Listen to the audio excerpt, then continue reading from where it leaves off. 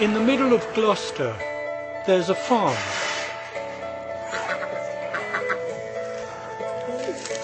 I think this is a special place because it's fairly unique in Gloucester in that it brings a whole load of different people together. A lot of organisations and groups are very targeted for specific sets of people or communities, whereas actually the farm brings in people from all across Gloucester and in fact Gloucestershire as well. I think what you've got here is a common denominator. There's something quite settling, quite tranquil and comforting about being with livestock. It also teaches that very important issue, and that's the ability to care for something other than ourselves. I just cleaned out the paddies. I like working with them all. I feel like I can get attached to them, like really be friendly with them. That's Blossom and Bella, the two cows. St James City Farm opened as a Gloucester City Council project in 1998. Derek has been here since the beginning. Suddenly, schools could no longer charge parents for school trips. So, of course, the needy schools, the ones that really could do with getting out of their environment, were the ones this hit the hardest. We thought, well, if we can no longer get these kids into the countryside, how about we get a little bit of the countryside into their environment? I'll be impressed if anyone can tell me the name of this breed. Cow. Well done. These are Dexter cows. Karen manages the farm 2 days a week. We have groups in from social services, we have groups in who are in trouble with the police. They come here big and macho and they're not going to do anything and we can't make them. And by the end of it, they're wanting to go and do training in animals to get a job in animal care. If I said it was an instant success and everybody loved the idea, I would be telling you a pack of lies, because there were so many sceptics, there were so many people that thought it was, doomed to fail from the first day, really. And even people that supported the whole idea of the city farm were rather concerned about the environment it was in, the safety of the animals. And I have to say it wouldn't have worked if it hadn't have been taken completely to the local people's hearts. They were absolutely overwhelming, and within a year we had an established working group. We had an army of volunteers. In subsequent years it grew and it developed, and then it went through a period of about 5 or 6 years ago. I think we'd taken it about as far as we could, and it needed something, a new injection, really. Change was certainly on its way, but not as they would have predicted. Gloucester City Council was confronted with a painful decision. They were faced with such massive cuts. It's still ongoing today, isn't it? In the summer of 2010, the council was forced to withdraw its funding. The farm was under threat of closure. I thought it would be an absolute travesty if this had gone, because by now our visitor numbers were well up into the 20,000 a year mark. But I have to say, more importantly, were the people that came and worked here, the volunteers. By now we had volunteers that came from all walks of life. Some were referred by social services or referrals from agencies that dealt with people that were recovering alcoholics, recovering from mental health issues. So it was really so much more than just a farm. It was those people that were going to miss out on the farm if it had closed. So with that in mind, we had to set about finding a group that would take it on. At the time, I knew some of the Asian guys who managed Gym Nation and Friendship Cafe. Here, just a few streets away, was a thriving community gym and youth club that had been started by a group of young Asians.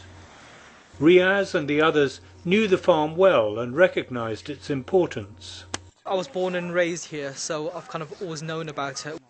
When the farm was shutting down, the council was going to shut it down, we spoke to Derek, who kind of casually said, well, do you want to run a farm? And it's completely different to what we do, but actually a lot of the core set of values are very similar. It's about introducing a different lifestyle to inner city Gloucester, I think. Gym Nation agreed to incorporate the farm into its own charitable status. April the 1st, 2011, the switch was made, and suddenly the farm became a charity-based project rather than city council-based.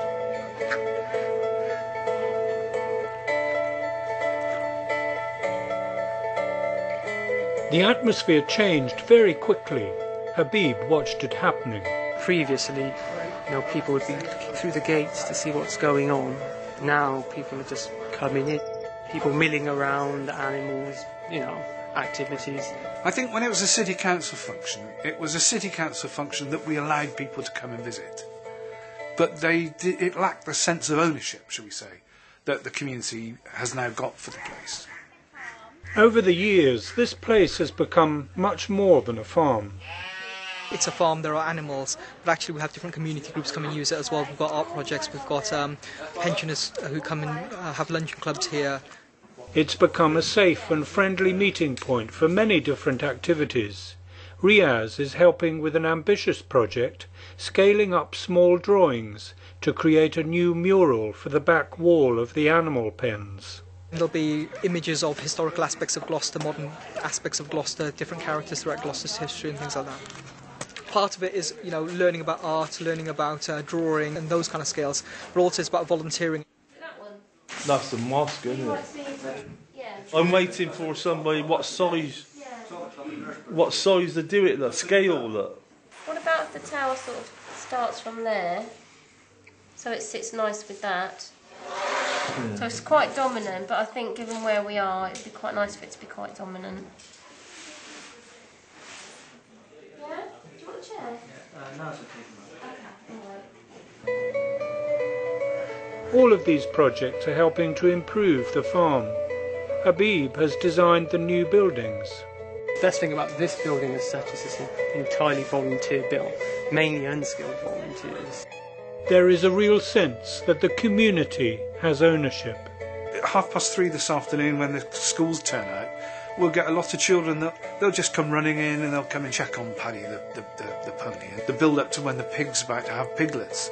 Children come in every day excited. Has she had her piglets yet?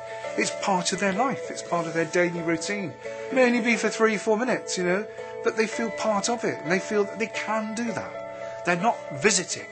It's part of their daily routine. It's part of their daily life. On Saturday mornings, another group uses the main room. It's been real good fun. It gives your brain time to ease off from all the week's strains and things. I thought if I do a butterfly, I wanted it to be nice and colourful. And I knew what I wanted because you'll be able to see it. People will be able to tell that it's a butterfly.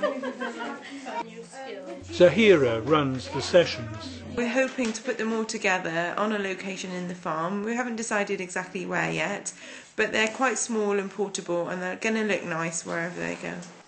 Just as a community, all different colours and stuff, just getting together and just showing how the community can, unite. When you're learning a new skill, it gives you a new boost. It gives you a feeling of confidence that you can achieve. And the women are going to have a therapeutic skill that they can take away and they can do. And that's what's lovely with art. Year by year, the city farm changes people's lives. We have groups of people that have had real knocks in life, also sorts of social problems and mental health issues. And this can give them the confidence. They're back in the marketplace for work. They've got the confidence to speak to people. They interact with other volunteers. A lot of people with special needs are so low in confidence because they feel they're unable to do things.